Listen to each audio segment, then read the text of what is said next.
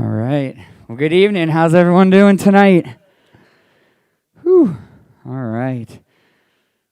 Let's just open in prayer. Father, we thank you for tonight, God. We thank you for the chance to come and dive into your word, and we thank you that your word is powerful and alive and sharper than any two-edged sword. And so we just thank you for this opportunity to just dive into your word tonight. In the name of Jesus, we pray.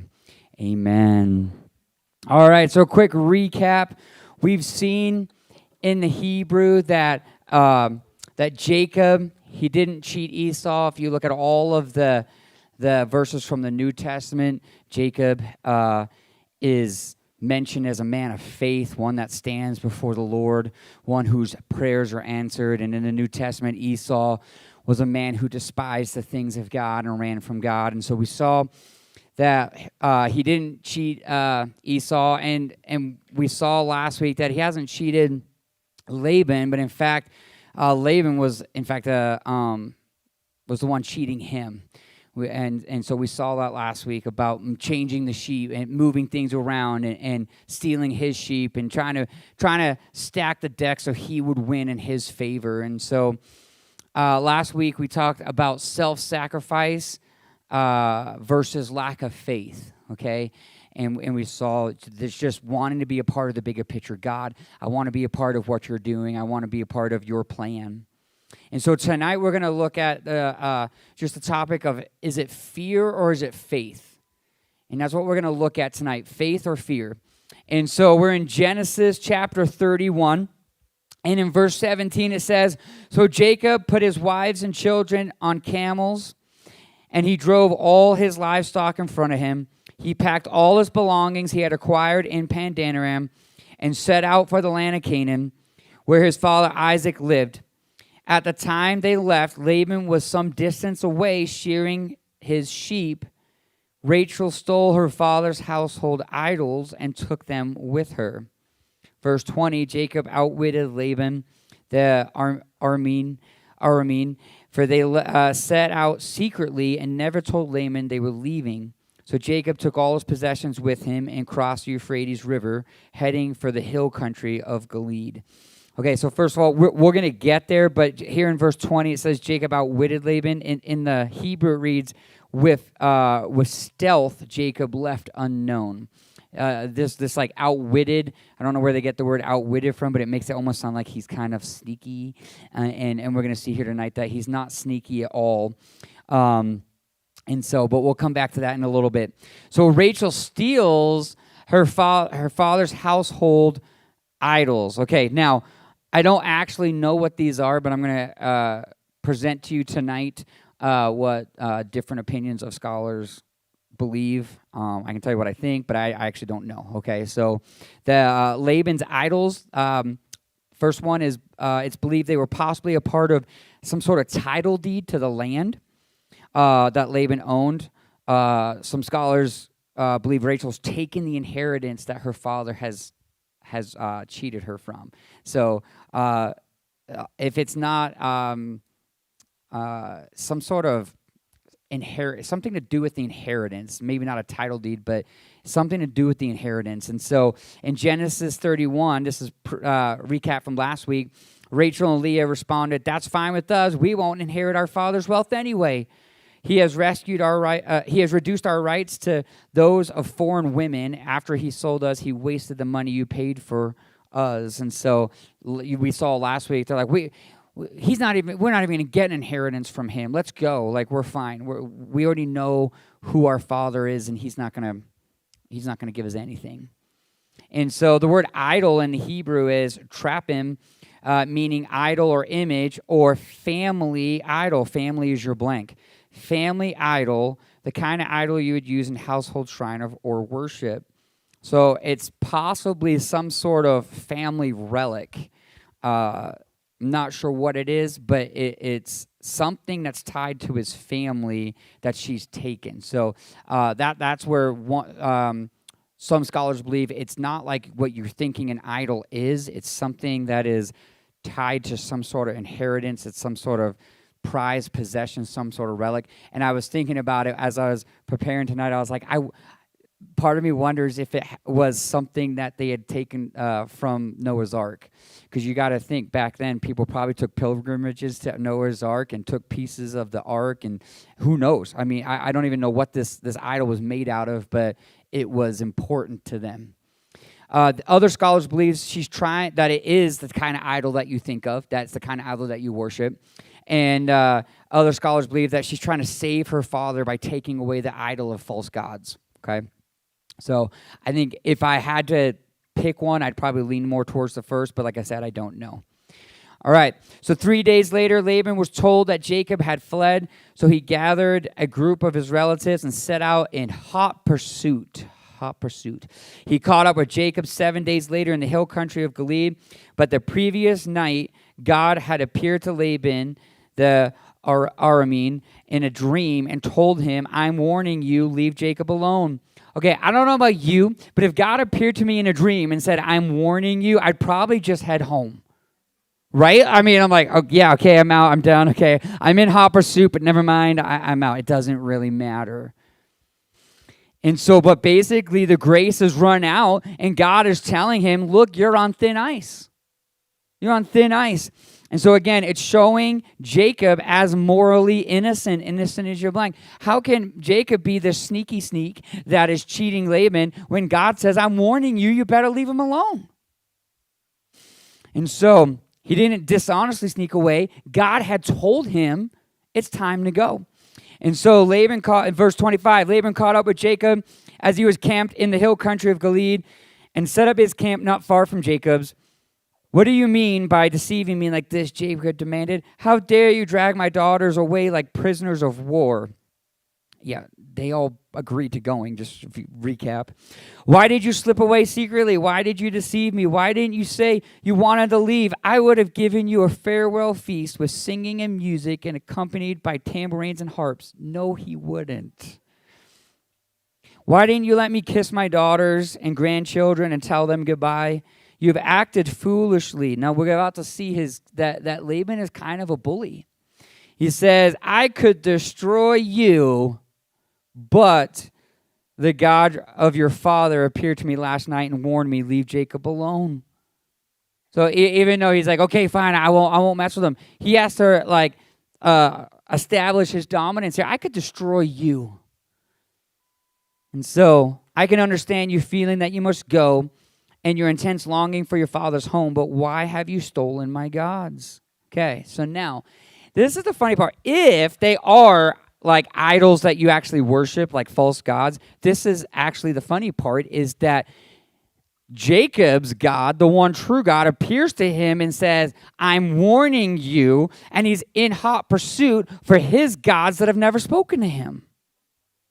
So to me, I'm like, if that is true, that's weird. But what also is weird here is that in Hebrew, there is no word. Actually, let me rephrase that. I don't believe there's a word in Hebrew for false gods. And what I mean by that is in Exodus 20, verse 3, you should have, in the Hebrew it reads, you should have no other Elohim before me. So the word God is still Elohim. And in Deuteronomy 12:30, do not fall into the trap of following their customs and worshiping their Elohims. And so there isn't necessarily this word for false God. God says the God that their version of God, don't fall into that trap. And so the word Elohim that we've used so far in the book of Genesis means ruler, judge, the one true God. And that's how when God speaks of himself, this is what he's saying. I'm the ruler, I'm the judge, I'm the one true God.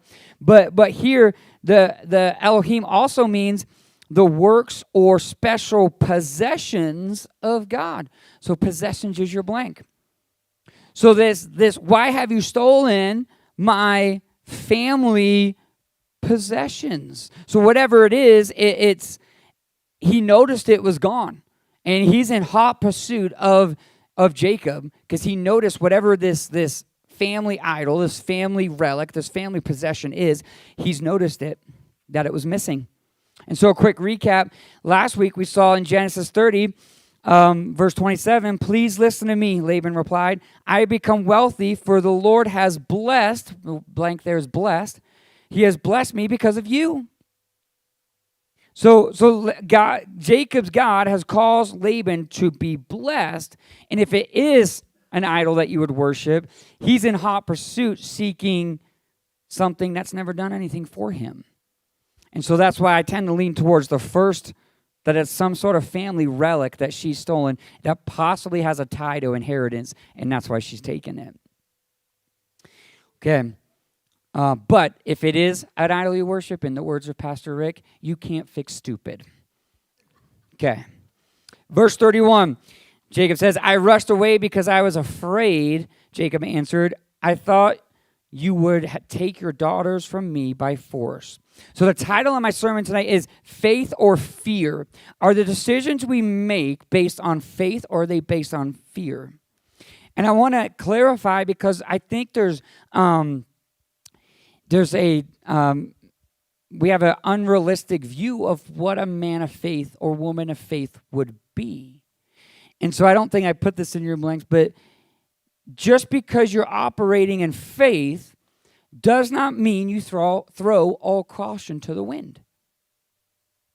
Just because you're a man of faith doesn't mean you can become a complete weirdo that is reckless. Okay? Just because you operate in faith does not mean you no longer need a doctor or medicine. See, you can be a man or woman of faith and still need a doctor or medicine. And you can stand in faith. You can take the chemotherapy, and you can stand in faith and say, God, I am believing that this medicine is going to work. You can stand in faith. Now, unless God tells you stop taking the medicine, then I would keep taking it. And I'm a faith preacher, okay? But a lot of times we get weird, and it's like, oh, we're going to step out. We're men of faith. We're going to throw our medicine in the trash, and God didn't tell you to do that, and then people die, and it's like, why did you do that? So you can be a man or woman of faith and still need your doctor, still need medicine, still seek wisdom from your doctor, okay? And just because you are operating in faith does not mean you never run from the tyranny of governments. So you can be a man or woman of faith and have to run for your life. And so, oftentimes we have this false view of what faith is. Any Matrix fans in here? The Matrix? No, I'm the only nerd? Okay, there's one other nerd. Thank you. Okay, two of us. Okay, all right, we're in this together. In the movie The Matrix, Neo, he's this guy, and all of a sudden he has faith, and he stops the bullets. He's like, no. And they're like shooting bullets, and all of a sudden all the bullets just stop, like, and he takes the bullet and looks at it. Okay, this is what we think men and women of faith look like. That, I'm a man of faith, I'm going to stand in front of the bullet and just say no. Or we think of men and women of faith as being like Indiana Jones, where it's like, I'm just going to step off the cliff, and he's walking in thin air on a visible bridge. See, men and women of faith, this is your blank, men and women of faith are people who trust God and use godly wisdom. So trust and wisdom is your blanks. Guess what? Sometimes godly wisdom is to run. And if you don't believe me, talk to Christians that live in countries where they have to hide from tyranny. Sometimes godly wisdom is to hide. Sometimes godly wisdom is to leave. Sometimes godly is to move quickly. And so, recap from last week in Genesis 31, then the Lord God said to Jacob, return to the land of your father and grandfather and to visit your relatives there. I will be with you. So God says, I'm going with you. It's time to go. And then in verse 13 it said, I am the God who appeared to you at Bethel, the place where you anointed the pillar stone and made your vow to me. Now get ready and leave this country and return to the land of your birth. So God kept saying, hey, it's time to go. And we talked last week about God confirming. When God is speaking to you, he's going to confirm it over and over and over again.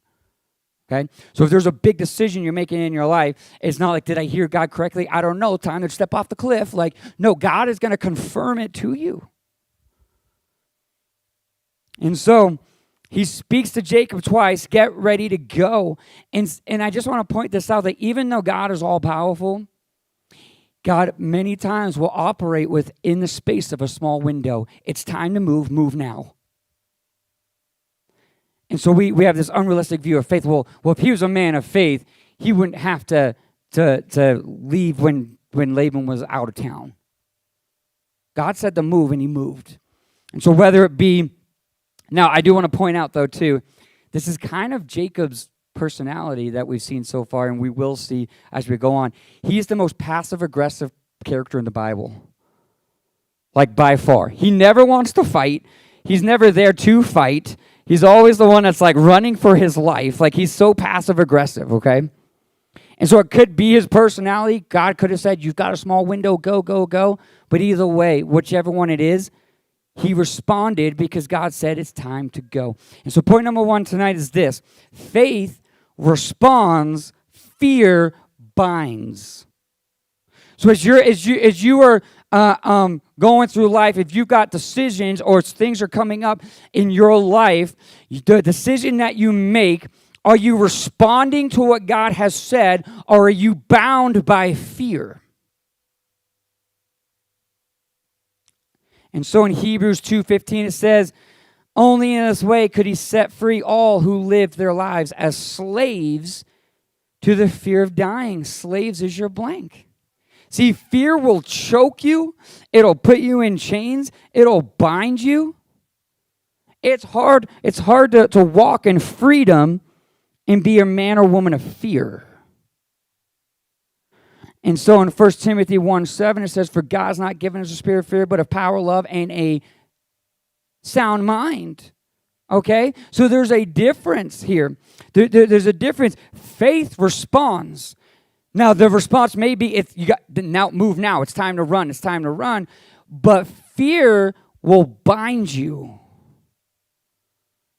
Faith is sound mind. Okay, he's given us a sound mind. I am going to use godly wisdom, not fear, in this situation. And so I'm not sure if I see Jacob operating in fear, but we're going to see as we keep going how he responds. Either way, he's responding. God said go, and he's going. And so, number 2, faith is motivated by godly wisdom. Wisdom is your blank. Fear is motivated by worldly situations. What is your motivation? What is your motivation behind whatever it is you're doing, however it is you're feeling? Is it fear motivated, or are you stepping out in faith? And so it said in verse 31, I rushed away because I was afraid, Jacob answered. I thought you would take my daughters from me by force. Okay, just a quick recap. Laban changed the deal and snuck his other daughter in and like mixed up the deal. When he was supposed to marry one daughter, he ended up marrying a different one. He then, remember, took the sheep in the deal and he moved them 3 days' journey away so that he couldn't have any of those kind of sheep breed in the group. He changed his wages 10 times. And so this isn't a statement of fear. It's a statement of distrust for Laban. Distrust is your blank. It's a statement of distrust for Laban. He's like, I was afraid you're just going to take it. This is who you are. You're kind of a bully. And so in verse 32, but as for your gods, see if you can find them. Let the person who has taken them die. Oh, okay. Whoa. Jacob. And if you find anything else that belongs to you, identify it before all these relatives of ours, and I will give it back. But Jacob did not know Rachel had stolen the household idols. So again, he's not a part of whatever's going on here. He's innocent too. He's like, I'm responding to God. I left. You weren't going to let me leave. I don't trust you, so I left when you were out of town. Verse 33, Laban went first into Jacob's tent, searched there, then in Leah's, and then the tents of the 2 servant wives. But he found nothing. Finally, he went to Rachel's tent, but Rachel had taken the household idols and hidden them in the camel's saddle, and now she was sitting on them. When Laban had thoroughly searched her tent without finding them, she said to her father, please, sir, forgive me if I don't get up, for I'm having my monthly period. So Laban continued his search, but could not find his household items. Okay, so it wouldn't be awkward if it wasn't Wednesday night. Okay, so the word search here, it means to feel over or through or to grope. So feel is your blank. It's kind of like a pat down, like police officers do. They'll pat down the pockets. And so I remember when I was a kid, there was a house that always would get raided by like the SWAT team in our neighborhood. And one time we were watching, and they were feeling the lining of the curtains because they were trying to find hidden stuff in the house. And so there's kind of like this pat down. I'm feeling everything to see if I can find it. This is what he's doing.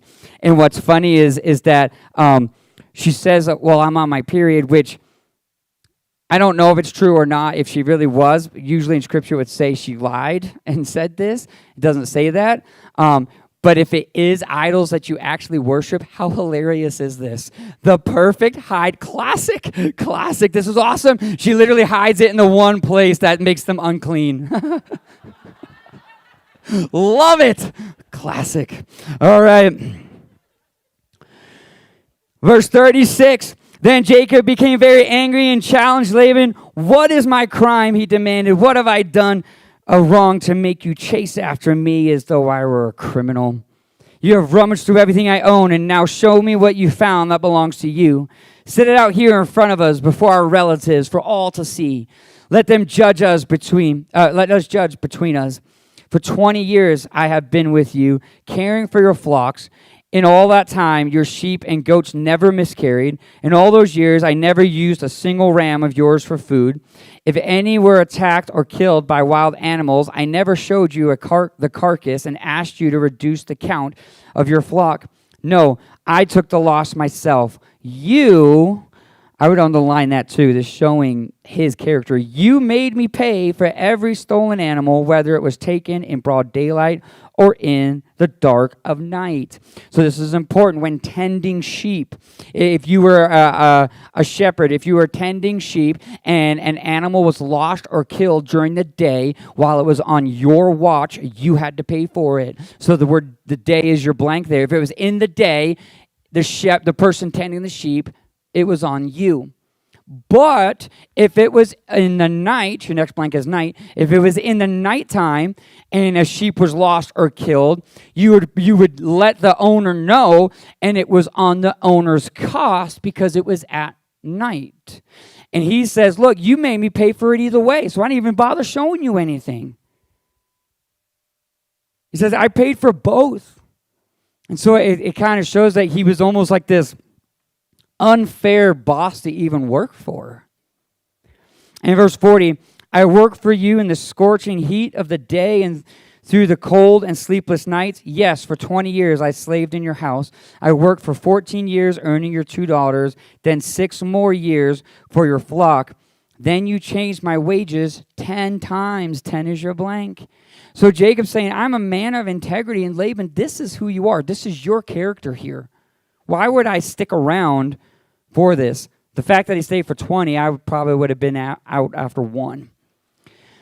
Verse 42, in fact, if God, my father, had not been on my side, the God of Abraham, and the fearsome God of Isaac, you would have sent me away empty-handed. But God has seen your abuse of my hard work. That is why he appeared to you last night and rebuked you. So he's calling Laban out now on his sin. And he says, the word fearsome God, he says it was my respect for God. It was my fear of the Lord that causes us to be blessed. And in the Hebrew, it is the word, the same fear of my God my father had. He's like, look, I am a product of the promise. Abraham, Isaac, and Jacob. I have the same fear of the Lord that my father had. And so if Jacob didn't fear the Lord more than he feared Laban, he would not have been successful. Successful is your blank. So point number 3 tonight, faith produces fear of the Lord. Faith produces fear of the Lord. Faith is your blank.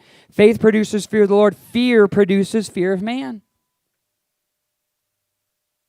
So there's a difference. There's a fear of the Lord and there's a fear of man.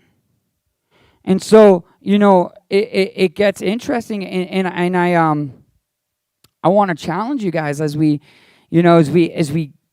come up to an election year. Some of you guys probably should just turn off the news for a year and get off social media for a year, because it's all going to be fear-based for a whole year.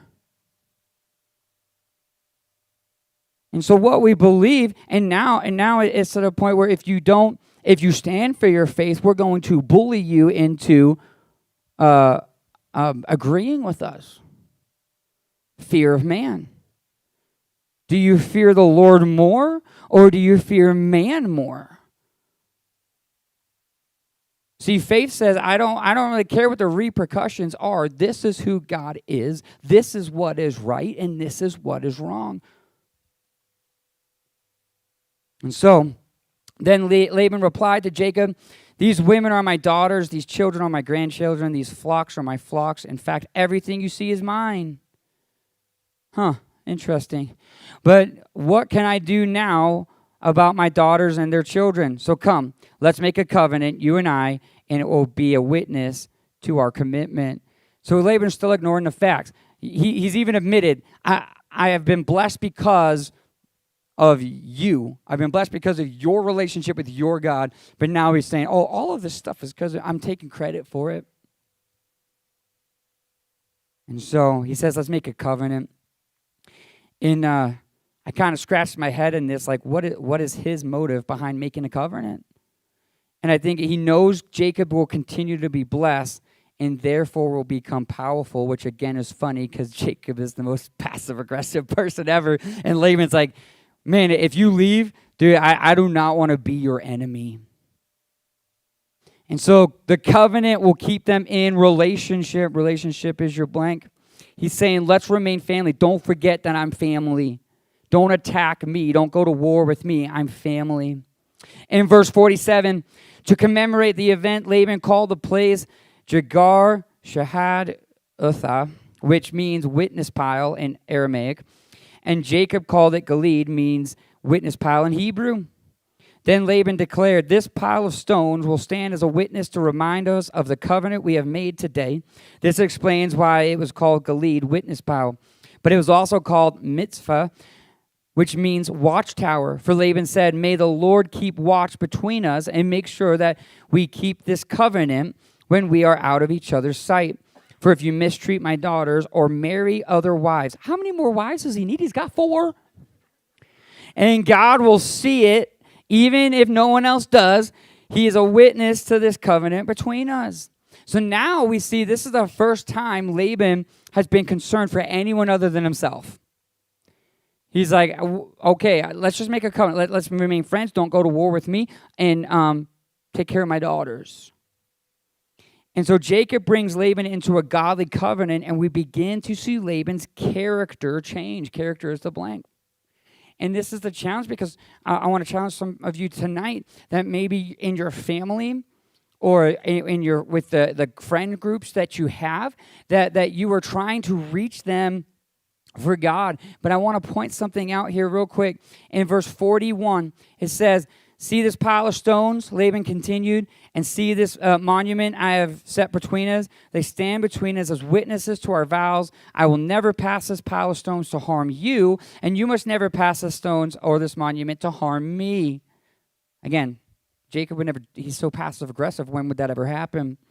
I call on the God of our ancestors, the God of your grandfather Abraham. So who is he making this covenant under?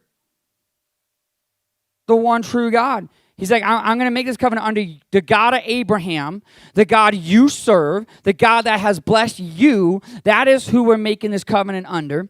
And he says, and the God of my grandfather Nahor to serve as a judge between us. So Jacob took an oath before the fearsome God of his father Isaac to respect the boundary line. So pause there for a second. He's like, hey, let's be in relationship. Let's stay in, let's make a covenant. But it is done under the God of Jacob. And Jacob is a godly man, and he's not going to do it any other way. And I'm going to step on some people's toes tonight, and that's okay. You can send me hate mail. I don't care. I just won't read them. But some of us are wanting to reach loved ones. Some of us are wanting to reach friends and people we love, family members. And what we do is we compromise what is right to say we need to be in covenant with them, and we come halfway to try to, well, I don't want to chase them away from God. We don't want to lose what you already have. If you want to be in covenant with them, they need to be in covenant with you under God's covering. This is where we will be. I love you. I don't love your sin, but you need to be under the covering of the covenant that is one I agree with. I'm not going to compromise my faith.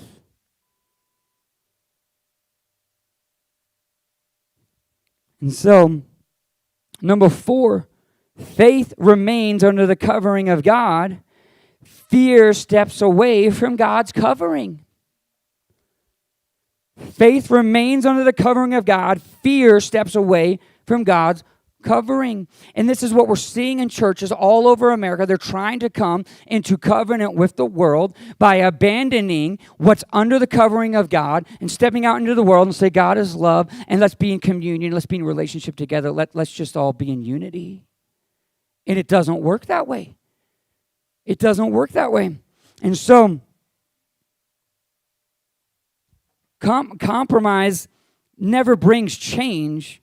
You can't compromise the things of God. And so faith remains under the covering of God. I want to challenge you tonight. If you're believing God for the salvation of your friends and loved ones, you have to do it under the covering of God, not under the covering of compromise, so that they might hear your message.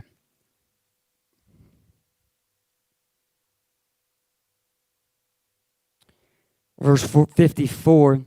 Then Jacob offered a sacrifice to God there on the mountain. Quick, somebody, what does the mountain represent? Come on. You guys can do it. I know you can do it.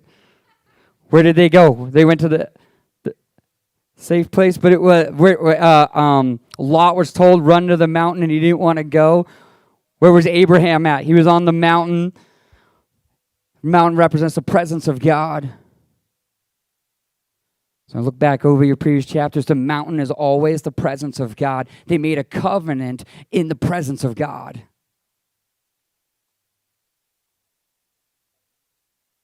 And invited everyone to the covenant feast. Hey, you guys are welcome to come.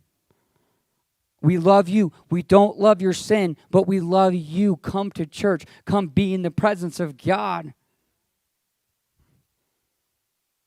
After they had eaten, they spent the night on the mountain. They spent the night in the presence of God. I hope you guys brought your sleeping bags. It's going to be a long one tonight. Laban got up early next morning and kissed his grandchildren and his daughters and blessed them and left and returned home. A man in hot pursuit leaves in peace and covenant relationship with them. Proverbs 16:7 says, when people's lives please the Lord, who do they please? The Lord. Even their enemies are at peace with them. Peace is your blank. See, Jacob is doing something right here. He's pleasing to the Lord, and even his enemy who was in hot pursuit of him now leaves in peace. Chapter 32, verse 1. As Jacob started on his way, angels of God came to meet him. Angels plural. When Jacob saw them, he exclaimed, "This is God's camp." So he named the place Mahanaim. Okay, so quick. Did I do it right? No, you guys are looking. Everyone's like, "Good job." I got lucky. Okay, even a broken watch is right twice a day. Okay. So Jacob has 2 similar experiences. The first one, if you remember, was the ladder or the staircase to heaven. And so Jacob had left after receiving the blessing. Blessing is your blank. Jacob was headed out in obedience. Obedience is your next blank. So blessing and obedience. He was setting out in obedience to go find a bride. He was He had to flee for safety, and God met him halfway to say, I'm with you. And now Jacob has been blessed. He's leaving richer than he had, like a walking stick, and that was it when he showed up. And now he's got he's got 4 wives and a ton of kids and a million sheep and I don't even know what. And he's so blessed. He's heading home out of obedience. Obedience is your blank.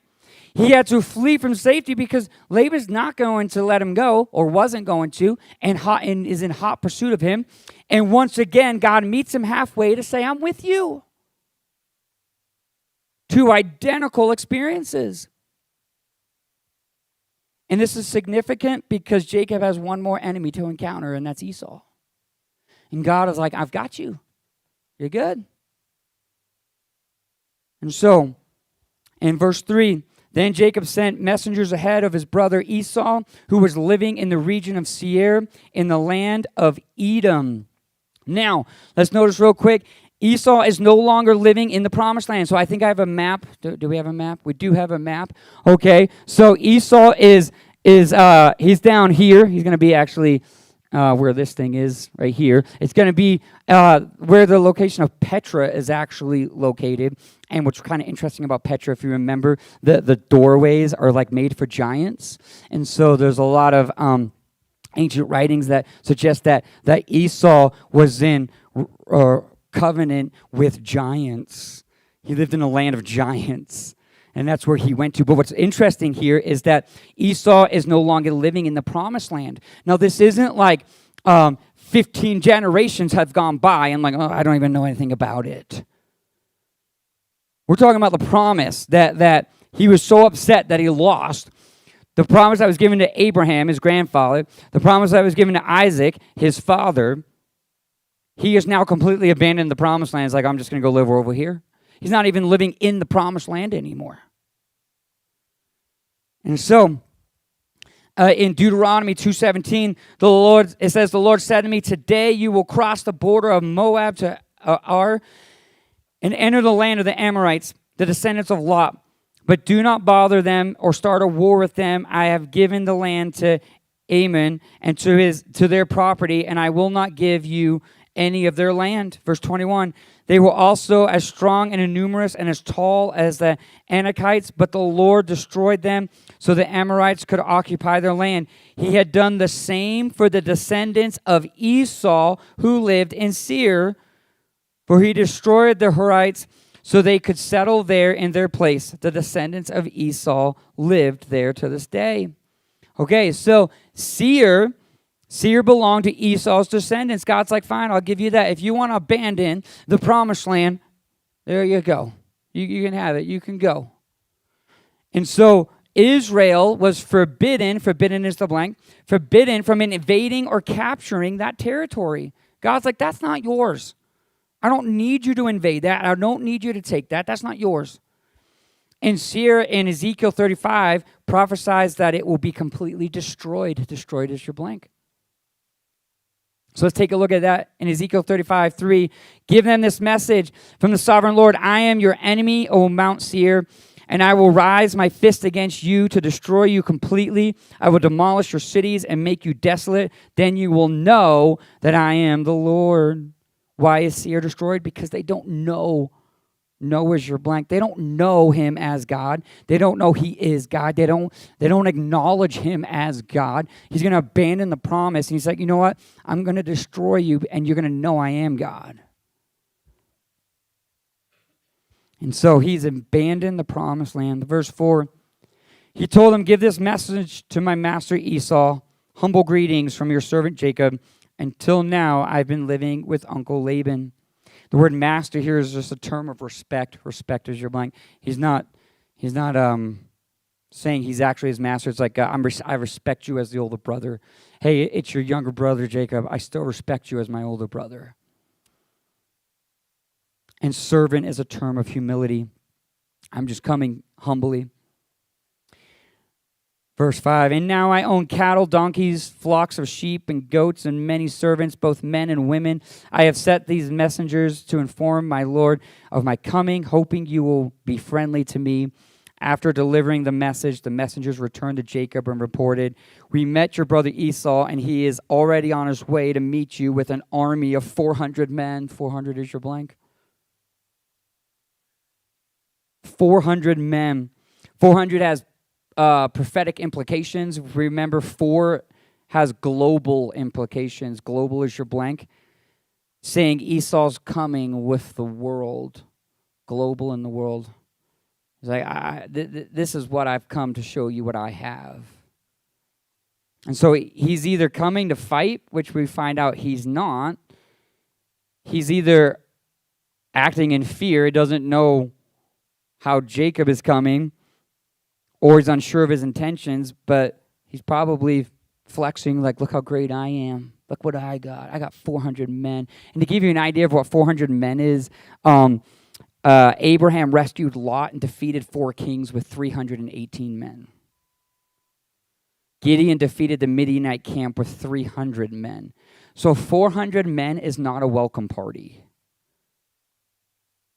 So Jacob at this point, and rightly so, is afraid.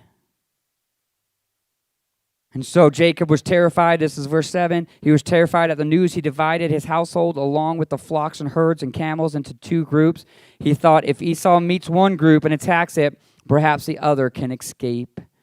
And so he's using, I don't want to say godly wisdom, but he's using wisdom here. He's like, 400 men? Okay, God has told me to go. I'm going to obey. I'm going to respond. I'm going to step out in faith. But there's such thing, and this is one of your blanks, there is such a thing as healthy fear. Healthy fear is your blank. You know, again, going back to men and women of faith, we don't just throw all caution to the wind. You can be a man and woman of faith and have to run from tyranny. You can be a man or woman of faith and not be anywhere, want to be anywhere close to a rattlesnake. That's healthy fear. That's smart. I'm good. I don't need to try to pick that up. Okay? And so, but he continues to move forward in faith even though he's afraid. And so, in verse 9, then Jacob prayed, O God, of my grandfather Abraham and God of my father Isaac, O Lord, you told me, return to your own land and to your relatives, and you promised me I will treat you kindly. And so point number 5 tonight is this: faith constantly brings back to remembrance the promises. Promises is your blank. The promises of God. Faith brings back what God has said, what God has told you, what God has promised you, who God is, and fear forgets what he said. Fear forgets what he said. So if you want to be a man and woman of faith, you have to constantly remind yourself of what God has said. And tonight, at the end, I'll have up here, we added some more topics, but just scriptures on what God has said about certain topics. And maybe you just need to be remember and come up and grab one of each color of paper is a different topic. We got verses on healing, verses on peace, verses on victory, verses on wisdom, verses on believing God for salvation of loved ones. Come up, grab one. Constantly, men and women of faith, put this in front of them. God, you said this. And this is where Jacob's at. He's like, 400 men. And so if you've ever been around me when I pray, this is how I pray. God, your word says, and then I quote scripture.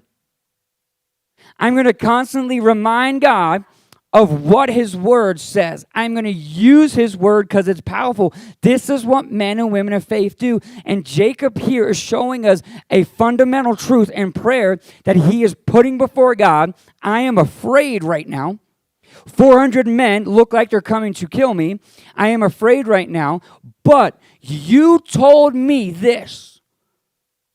So I'm going to continue going the direction you told me to go. Verse 13, Jacob stayed where he was for the night, then selected these gifts from his possessions to present to his brother Esau: 200 female goats, 20 male goats, 200 ewes, 20 rams, 30 female camels with their young, 40 cows, 10 bulls, 20 female donkeys, 10 male donkeys. And he divided these animals into herds and assigned each to a different servant. Then he told his servants, go ahead of me with these animals, but keep some distance between the herds. He gave these instructions to the men leading the first group. When my brother Esau meets you, he will ask, whose servant are you? Where are you going? Who owns these animals? And you must reply, they belong to your servant Jacob, but they are a gift for his master Esau. Look, he's coming right behind us. Jacob gave the same instructions to the second and third herdsmen and all that followed behind the herds. You must say the same thing to Esau when you meet him, and be sure to say, look, your servant Jacob is right behind us. Jacob thought, I will try to appease him by sending gifts ahead of me. When I see him in person, perhaps he will be friendly to me. So the gifts were sent on ahead, while Jacob himself spent the night in camp. And so what I kind of love about Jacob is that even though he's a man of faith, he's very real and relatable, because even though he's a man of faith, he experiences fear the same as me and you. I love that. He's afraid. And so, verse 22, during the night, Jacob got up, took his 2 wives, his 2 servant wives, and his 11 sons, and crossed the Jabbok River with them. After taking them to the other side, he sent over all his possessions. This left Jacob alone in camp. See, we don't know Esau's intentions, and it looks bad. An army's coming their way. And then verse 24, this left Jacob alone in the camp, and a man came and wrestled with him until the dawn began to break. When the man saw that he would not win the match, he touched Jacob's hip and wrenched it out of socket. Then the man said, let me go, for dawn is breaking. But Jacob said, I will not let you go unless you bless me. What is your name? The man asked. He replied, Jacob. Your name will no longer be Jacob. The man told him, from now on you will be called Israel, because you have fought with God and with men and have won. See, the phrase, he was alone in camp, implies that he was in prayer, and prayer is your blank. He was spending time in prayer. But what I love about it is this. This angel of the Lord says, who are you? And he says, I'm Jacob. But hold up. Like 3 or 4 chapters ago, don't you remember? His name got changed. You guys remember? To Israel. And he said, no, you're not Jacob. He says, that's not who you are. You're Israel. The guy says, who are you? This is who I am. No, that's not who you are. This is what I've called you. This is what I've said about you. And so God is saying this. He says, look, who are you? And we have all of these excuses. And God says, no, that is not who you are. This is who I say you are.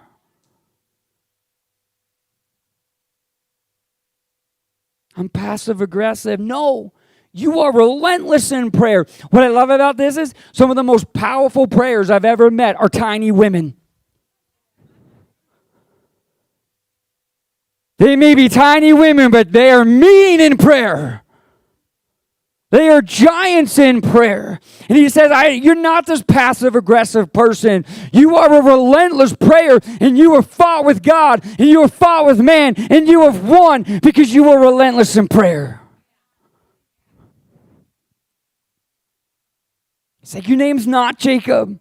It's Israel. And the question for you tonight is, when was the last time you wrestled in prayer? We pray for 30 seconds. Well, I guess God wasn't willing. We want fast food Jesus, and then all of a sudden we wonder why we're not cut out for wrestling. We're all, spiritually fat people because we eat fast food Jesus every day. It's time to get spiritually in shape and learn how to wrestle. My son, he loves wrestling, and I can't wait for this wrestling season's coming up. And what I love about my son is that no matter how good the other guy is, he doesn't quit. And I remember one time standing, I'm like leaning on the edge of I'm like the soccer mom of the wrestling world. I am like the loudest person out there. Like, and so I'm like screaming, and Crystal's like, calm down. Right? And so I'm on my knees and I'm screaming, and the match kind of comes to a pause, and Noah runs crying to the side, and he just says to me, Dad, he's so strong. I said, you got it, son. And he's like, okay. And he goes right back in. And the amount of kids that I saw wrestle that just ran off and would never come back in, he had to come off and tell me how strong this guy was. But it went right back to the fight. And I want to tell you that maybe the fight that you're in tonight, maybe it may be one that you feel is too strong. That's okay. Go tell the Father and get right back in the fight. It's time that we become relentless and we learn how to wrestle in prayer, and we say, I'm not going to give up. And even though it looks scary, there's a healthy fear. I am afraid, but I am a man of faith. And God, your word says this. I'm going to remind you what your word said. And I will not give up in prayer. Point number 6, faith is relentless. Fear always abandons. Faith is relentless, but fear abandons. And Jacob's relentless faith earns him the name Israel.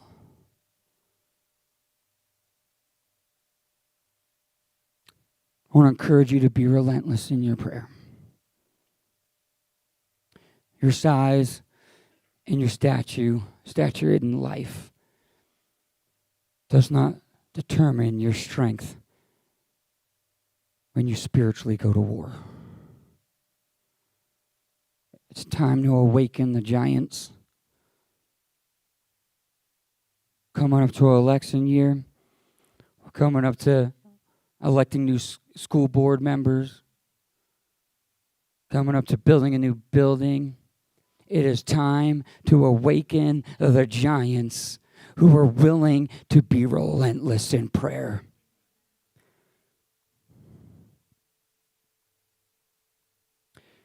Verse 29, please tell me your name, Jacob said. Why do you want to know my name? The man replied. Then he blessed Jacob there.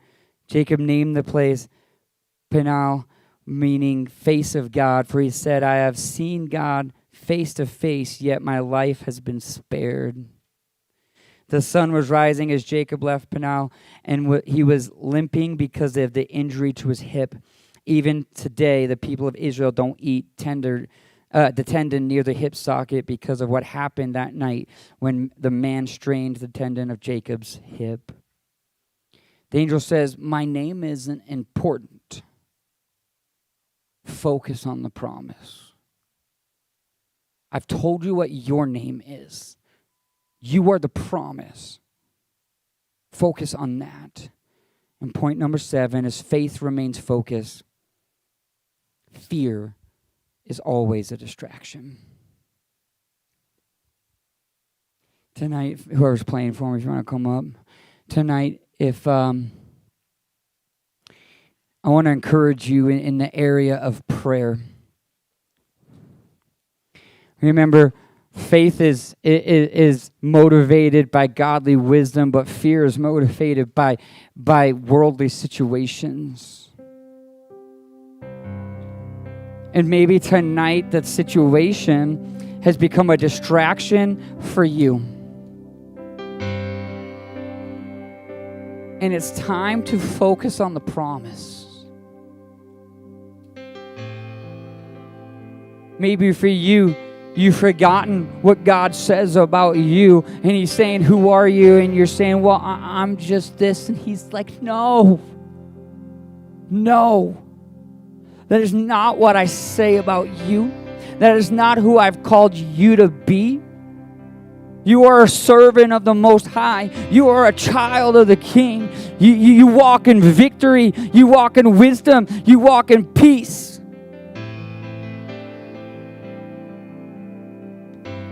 Fear not, for I have called you by name. You are mine.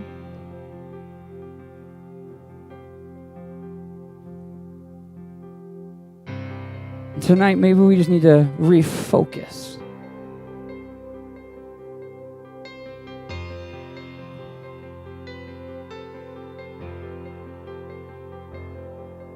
It's okay to have healthy fear. But what is motivating you? What has he said about you?